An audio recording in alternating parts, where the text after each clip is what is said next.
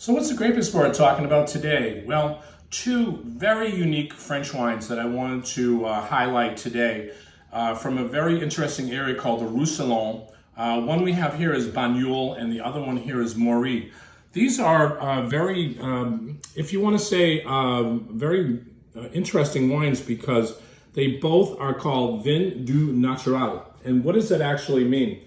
Well, there's a process here of what they do is they add neutral spirits to stop the fermentation, raises the sugar levels a little higher, as well as the alcohol. And both of these wines are exactly at 17.5.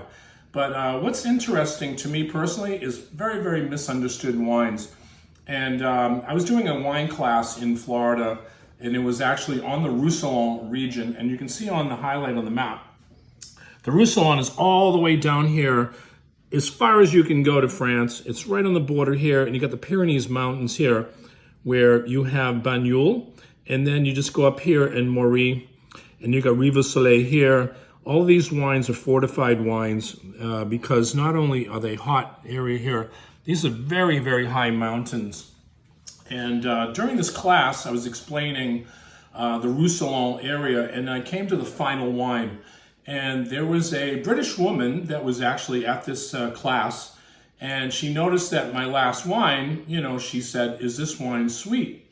And I said, "Well, sort of, but I didn't want to give it, any kind of a bad connotation because I could tell there was something that she was about to say." She said, "I do not like sweet wines." And I said, "Oh, that's interesting." I said, "I noticed you're British. Do you like orange marmalade?" And she said, "Of course, I'm British. I love orange marmalade."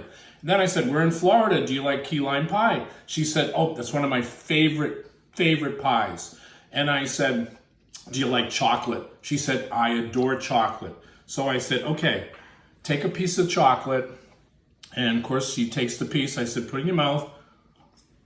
Take a little glass of the Banyuls and taste it." Oh my God. They went together, and she just adored both, not only the chocolate because it enhances the chocolate as well, but it really makes this Banyuls very, very special. And she was blown away. She said, "I have never tasted anything like that." I said, "Aha, that was the person who didn't like sweet wine." But you have to learn that you have to pair this wine with something, and this is a perfect wine with chocolate. The next wine is Maury. What is the difference? Because both of these wines are Grenache. And in Spain, they call it Garnacha. But Grenache is a very interesting grape. It actually, it does really well in hot, arid climates where these wines actually are. The differences between these two wines is the Banyuls is the highest vineyards in all of France. You're talking extremely high vineyards that are terraced, almost like what they do in a Porto. But when you go to Maury, what's interesting about this soil is schist. So when you taste the Maury, and still in that thought of chocolate, because I still have the chocolate, when you taste this wine, you can actually, the schist and the soil composition comes out as well.